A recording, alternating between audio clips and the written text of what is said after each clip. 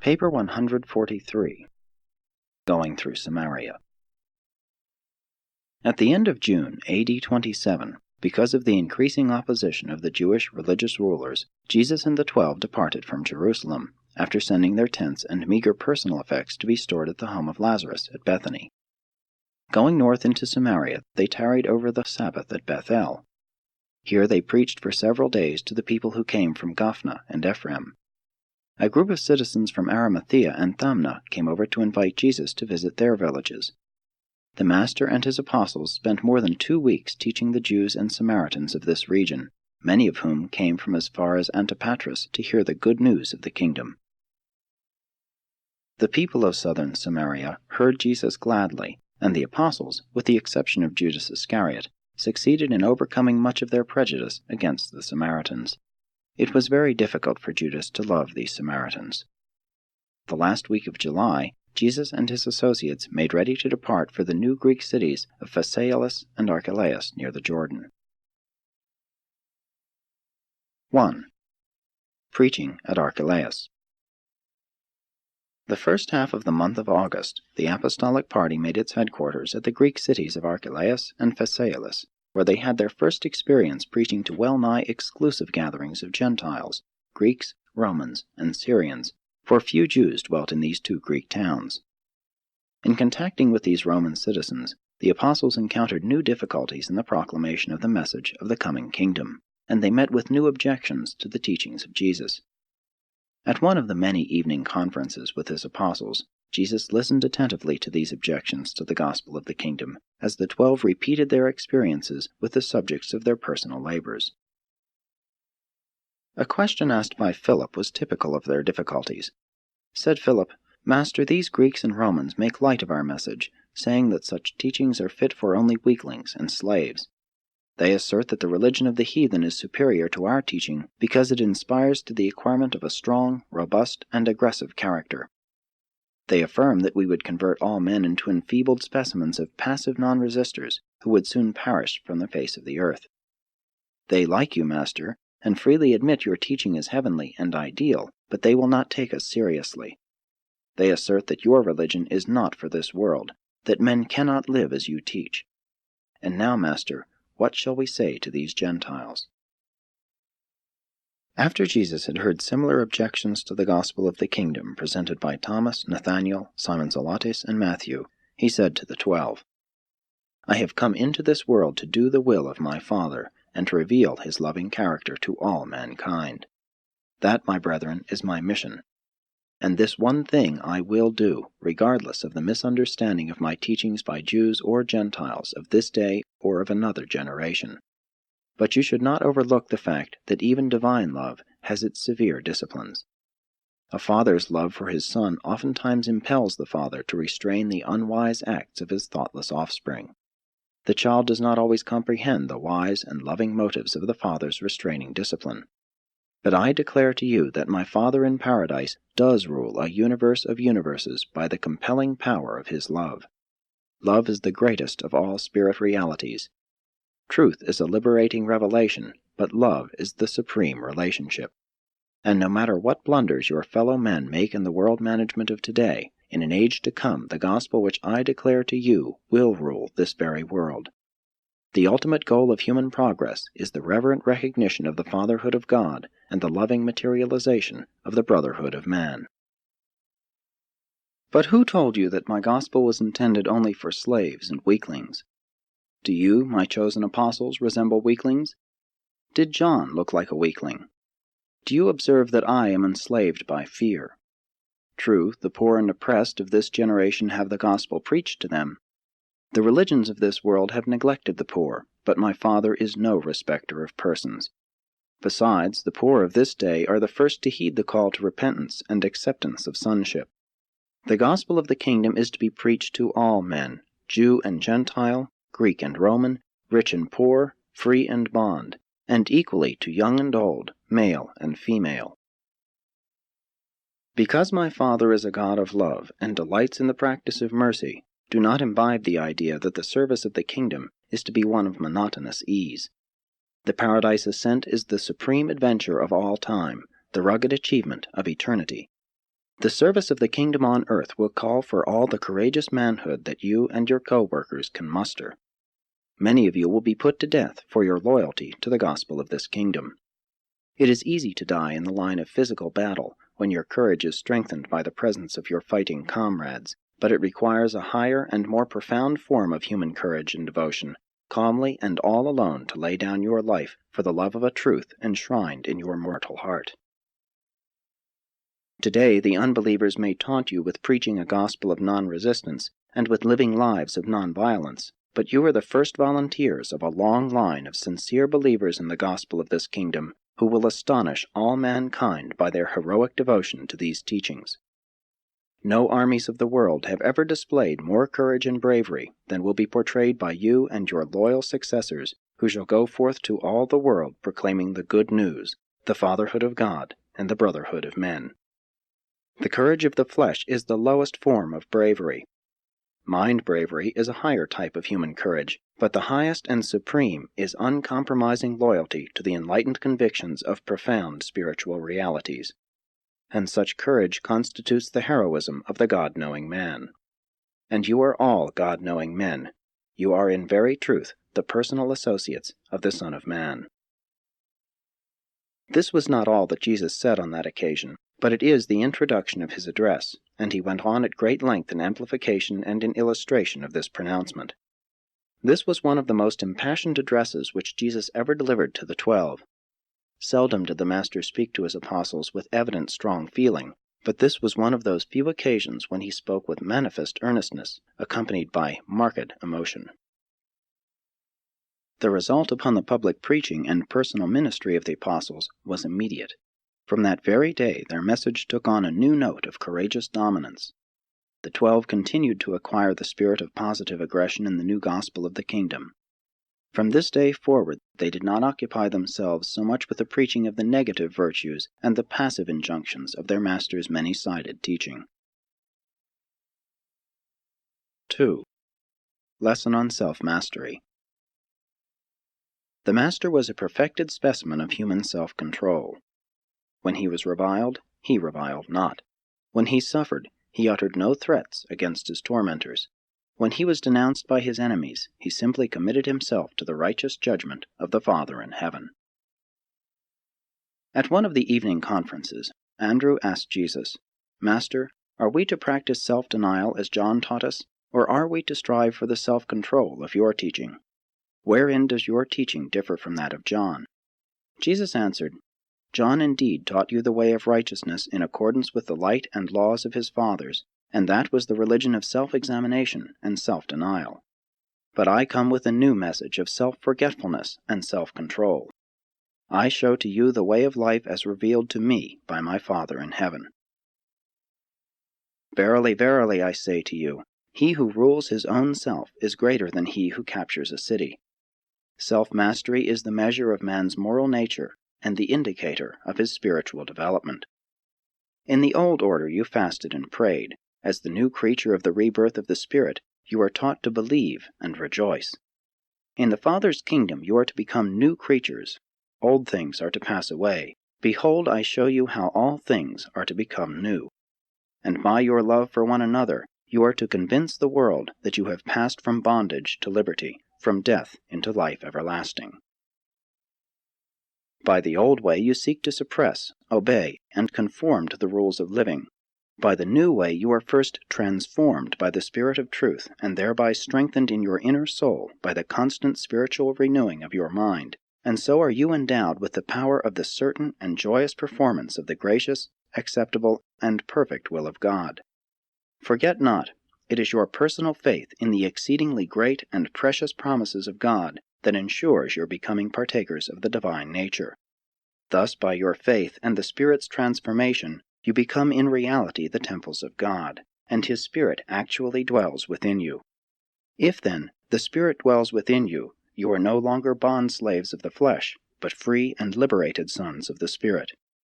The new law of the Spirit endows you with the liberty of self-mastery in place of the old law of the fear of self-bondage and the slavery of self-denial. Many times, when you have done evil, you have thought to charge up your acts to the influence of the evil one, when in reality You have but been led astray by your own natural tendencies. Did not the prophet Jeremiah long ago tell you that the human heart is deceitful above all things, and sometimes even desperately wicked? How easy for you to become self-deceived, and thereby fall into foolish fears, diverse lusts, enslaving pleasures, malice, envy, and even vengeful hatred. Salvation is by the regeneration of the Spirit, and not by the self-righteous deeds of the flesh. You are justified by faith, and fellowshipped by grace, not by fear and the self-denial of the flesh, albeit the Father's children who have been born of the Spirit are ever and always masters of the self and all that pertains to the desires of the flesh. When you know that you are saved by faith, you have real peace with God, and all who follow in the way of this heavenly peace are destined to be sanctified to the eternal service of the ever-advancing sons of the eternal God. Henceforth, it is not a duty, but rather your exalted privilege to cleanse yourselves from all evils of mind and body, while you seek for perfection in the love of God.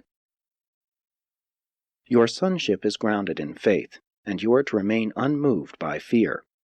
Your joy is born of trust in the divine word, and you shall not therefore be led to doubt the reality of the Father's love and mercy.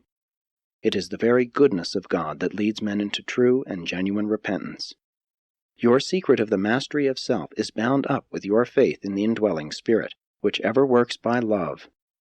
Even this saving faith you have not of yourselves. It also is the gift of God.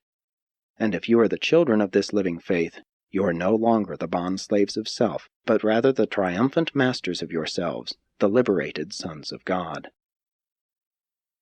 If then, my children, you are born of the Spirit, you are forever delivered from the self-conscious bondage of a life of self-denial and watch-care over the desires of the flesh, and you are translated into the joyous kingdom of the Spirit, whence you spontaneously show forth the fruits of the Spirit in your daily lives. And the fruits of the Spirit are the essence of the highest type of enjoyable and ennobling self-control, even the heights of terrestrial mortal attainment, true self-mastery.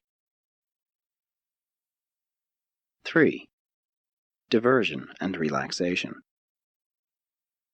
About this time, a state of great nervous and emotional tension developed among the apostles and their immediate disciple associates. They had hardly become accustomed to living and working together.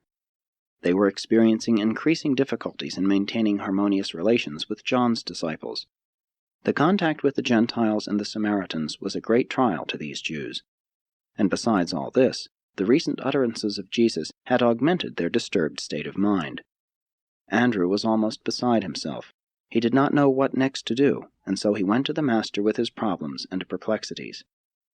When Jesus had listened to the apostolic chief relate his troubles, he said, "Andrew, you cannot talk men out of their perplexities when they reach such a stage of involvement, and when so many persons with strong feelings are concerned. I cannot do what you ask of me. I will not participate in these personal social difficulties, but I will join you in the enjoyment of a 3-day period of rest and relaxation. Go to your brethren and announce that all of you are to go with me up onto Mount Sartaba, where I desire to rest for a day or 2. Now you should go to each of your 11 brethren and talk with him privately, saying, 'The Master desires that we go apart with him for a season to rest and relax.' Since we all have recently experienced much vexation of spirit and stress of mind, I suggest that no mention be made of our trials and troubles while on this holiday. Can I depend upon you to cooperate with me in this matter? In this way privately and personally approach each of your brethren." And Andrew did as the Master had instructed him. This was a marvelous occasion in the experience of each of them. They never forgot the day going up the mountain. Throughout the entire trip, hardly a word was said about their troubles. Upon reaching the top of the mountain, Jesus seated them about him while he said, "My brethren, you must all learn the value of rest and the efficacy of relaxation. You must realize that the best method of solving some entangled problems is to forsake them for a time. Then, when you go back fresh from your rest or worship, you are able to attack your troubles with a clearer head and a steadier hand, not to mention a more resolute heart. Again, many times your problem is found to have shrunk in size and proportions while you have been resting your mind and body." The next day, Jesus assigned to each of the 12 a topic for discussion. The whole day was devoted to reminiscences and to talking over matters not related to their religious work. They were momentarily shocked when Jesus even neglected to give thanks, verbally, when he broke bread for their noontide lunch. This was the first time they had ever observed him to neglect such formalities. When they went up the mountain, Andrew's head was full of problems. John was inordinately perplexed in his heart. James was grievously troubled in his soul. Matthew was hard-pressed for funds, inasmuch as they had been sojourning among the Gentiles. Peter was overwrought, and had recently been more temperamental than usual. Judas was suffering from a periodic attack of sensitiveness and selfishness. Simon was unusually upset in his efforts to reconcile his patriotism with the love of the brotherhood of man. Nathanael had been less humorous since they had come in contact with the Gentile populations, and Thomas was in the midst of a severe season of depression. Only the twins were normal and unperturbed. All of them were exceedingly perplexed about how to get along peaceably with John's disciples. The third day, when they started down the mountain and back to their camp, a great change had come over them. They had made the important discovery that many human perplexities are in reality non-existent, that many pressing troubles are the creations of exaggerated fear and the offspring of augmented apprehension. They had learned that all such perplexities are best handled by being forsaken. By going off, they had left such problems to solve themselves.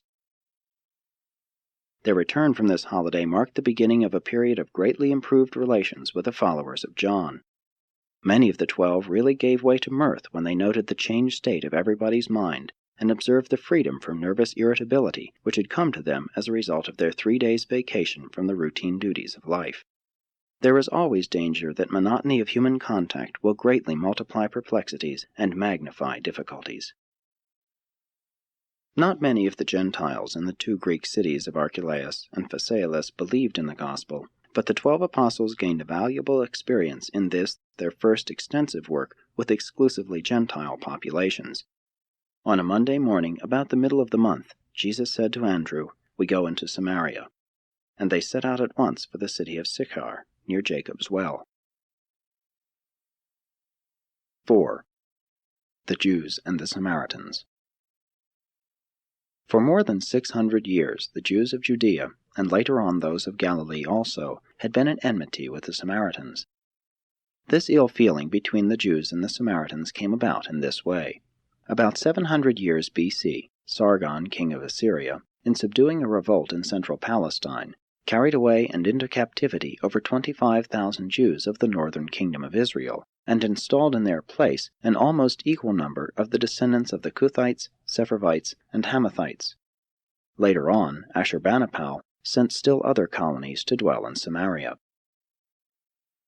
The religious enmity between the Jews and the Samaritans dated from the return of the former from the Babylonian captivity, when the Samaritans worked to prevent the rebuilding of Jerusalem. Later they offended the Jews by extending friendly assistance to the armies of Alexander.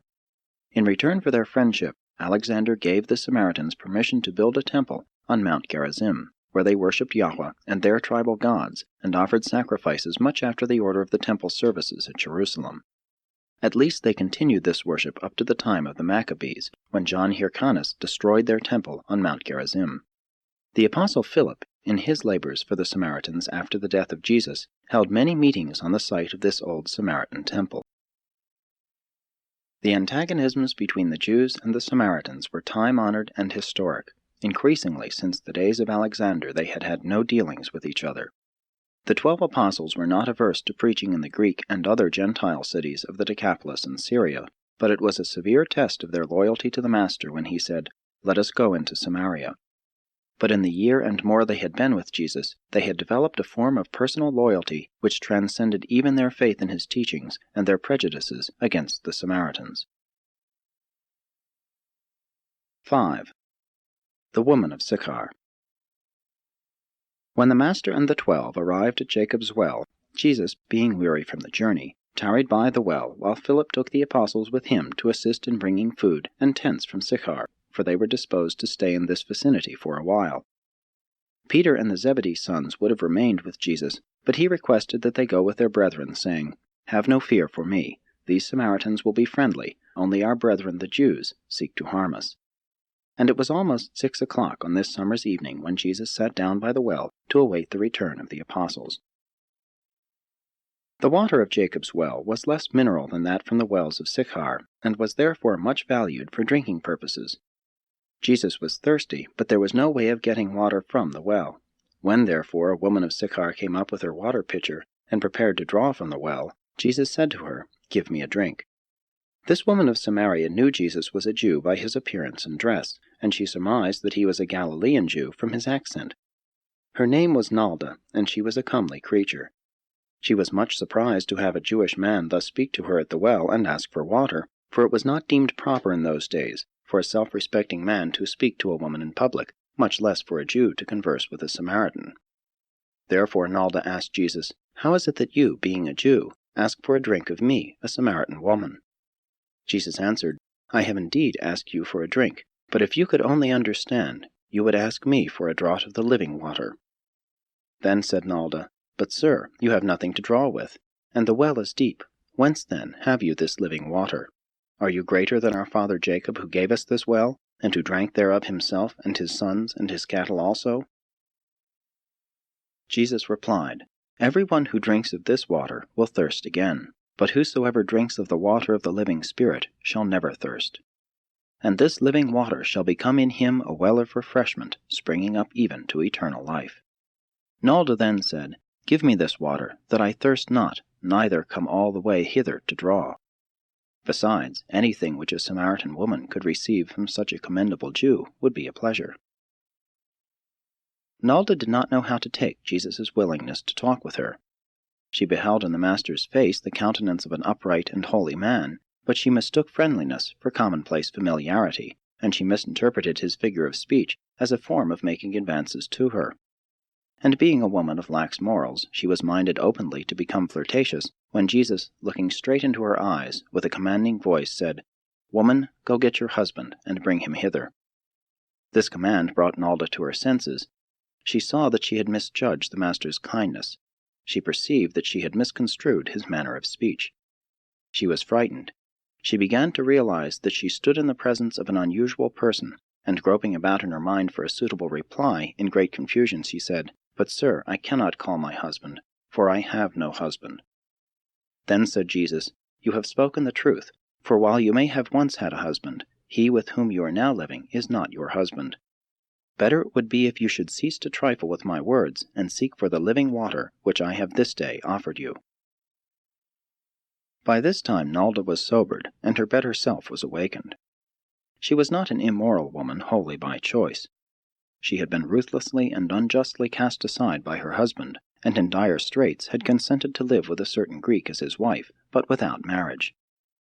Nalda now felt greatly ashamed that she had so unthinkingly spoken to Jesus, and she most penitently addressed the Master, saying, "My Lord, I repent of my manner of speaking to you, for I perceive that you are a holy man, or maybe a prophet."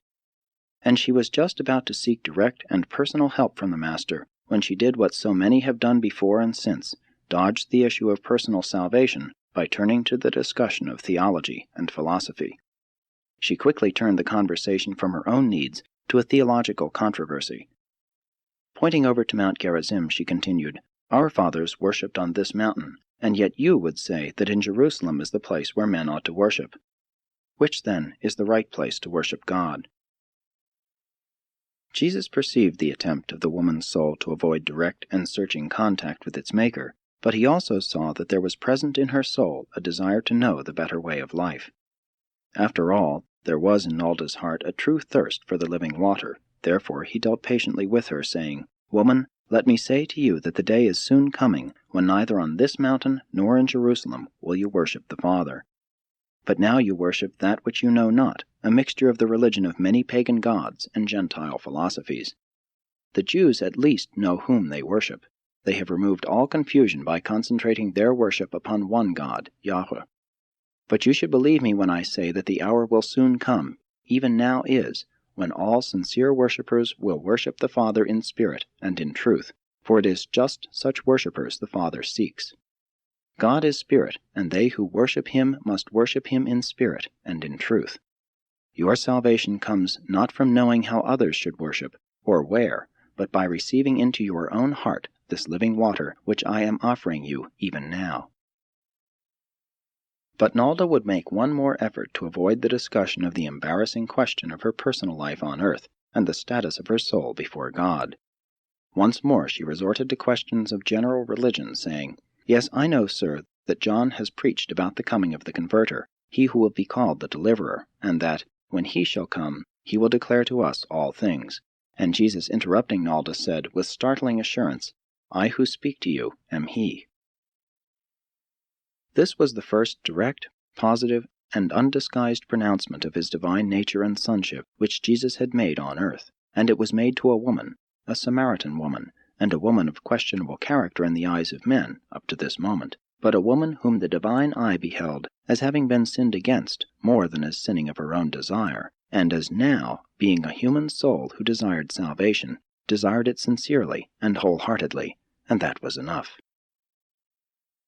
As Nalda was about to voice her real and personal longing for better things and a more noble way of living, just as she was ready to speak the real desire of her heart, the 12 apostles returned from Sekar, and coming upon this scene of Jesus' talking so intimately with this woman, this Samaritan woman, and alone, they were more than astonished.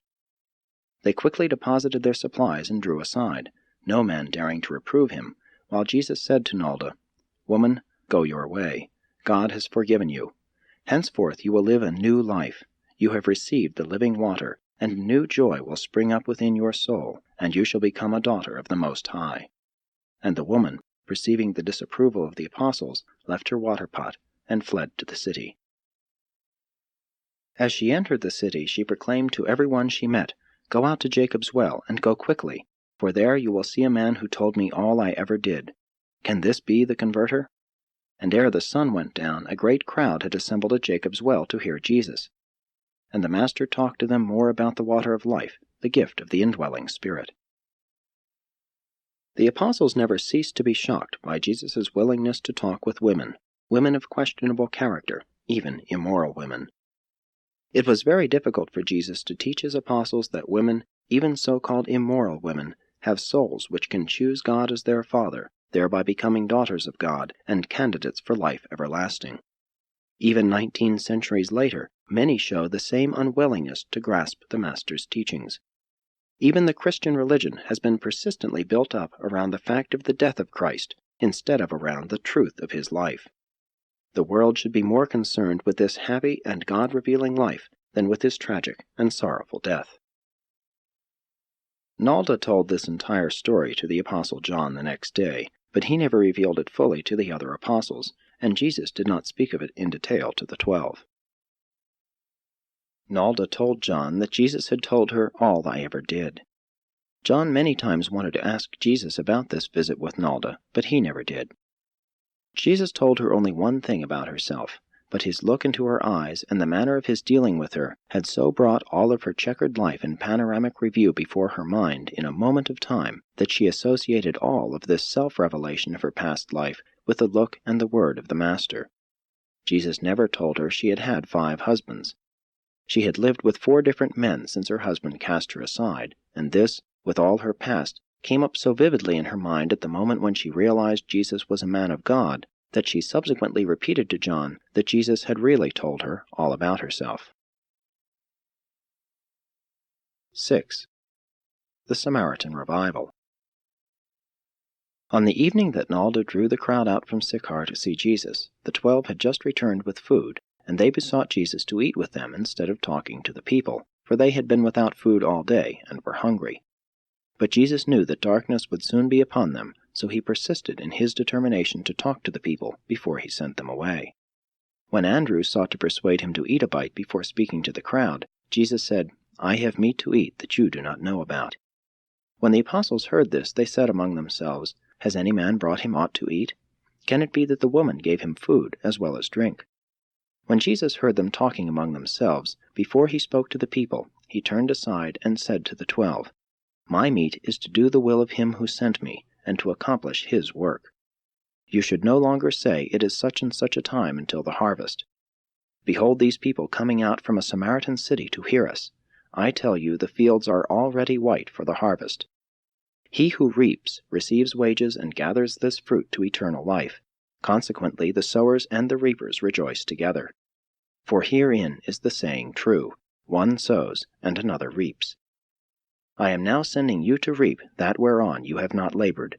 Others have labored, and you are about to enter into their labor. This he said in reference to the preaching of John the Baptist. Jesus and the apostles went into Sekar and preached 2 days before they established their camp on Mount Gerizim. And many of the dwellers in Sekar believed the gospel and made request for baptism, but the apostles of Jesus did not yet baptize. The first night of the camp on Mount Gerizim, the apostles expected that Jesus would rebuke them for their attitude toward the woman at Jacob's well, but he made no reference to the matter. Instead, he gave them that memorable talk on the realities which are central in the kingdom of God. In any religion, it is very easy to allow values to become disproportionate and to permit facts to occupy the place of truth in one's theology. The fact of the cross became the very center of subsequent Christianity, but it is not the central truth of the religion which may be derived from the life and teachings of Jesus of Nazareth. The theme of Jesus' teaching on Mount Gerizim was that he wants all men to see God as a father friend, just as he, Jesus, is a brother friend. And again he impressed upon them that love is the greatest relationship in the world, in the universe, just as truth is the greatest pronouncement of the observation of these divine relationships. Jesus declared himself so fully to the Samaritans because he could safely do so, and because he knew that he would not again visit the heart of Samaria to preach the gospel of the kingdom. Jesus and the 12 camped on Mount Gerizim until the end of August. They preached the good news of the kingdom, the fatherhood of God, to the Samaritans in the cities by day, and spent the nights at the camp. The work which Jesus and the 12 did in these Samaritan cities yielded many souls for the kingdom, and did much to prepare the way for the marvelous work of Philip in these regions after Jesus' death and resurrection, subsequent to the dispersion of the apostles to the ends of the earth by the bitter persecution of believers at Jerusalem. 7. Teachings about prayer and worship. At the evening conferences on Mount Gerizim, Jesus taught many great truths, and in particular he laid emphasis on the following. True religion is the act of an individual soul in its self-conscious relations with the Creator. Organized religion is man's attempt to socialize the worship of individual religionists. Worship, contemplation of the spiritual, must alternate with service, contact with material reality. Work should alternate with play. Religion should be balanced by humor. Profound philosophy should be relieved by rhythmic poetry. The strain of living, the time tension of personality, should be relaxed by the restfulness of worship. The feelings of insecurity arising from the fear of personality isolation in the universe should be antidoted by the faith contemplation of the Father and by the attempted realization of the Supreme. Prayer is designed to make man less thinking, but more realizing. It is not designed to increase knowledge, but rather to expand insight. Worship is intended to anticipate the better life ahead, and then to reflect these new spiritual significances back onto the life which now is. Prayer is spiritually sustaining, but worship is divinely creative. Worship is the technique of looking to the One for the inspiration of service to the many. Worship is the yardstick which measures the extent of the soul's detachment from the material universe and its simultaneous and secure attachment to the spiritual realities of all creation. Prayer is self-reminding, sublime thinking. Worship is self-forgetting, super-thinking. Worship is effortless attention, true and ideal soul rest, a form of restful spiritual exertion. Worship is the act of the part identifying itself with the whole, the finite with the infinite, the Son with the Father, time in the act of striking step with eternity. Worship is the act of the Son's personal communion with the Divine Father, the assumption of refreshing, creative, fraternal, and romantic attitudes by the human soul-spirit. Although the apostles grasped only a few of his teachings at the camp, other worlds did, and other generations on earth will.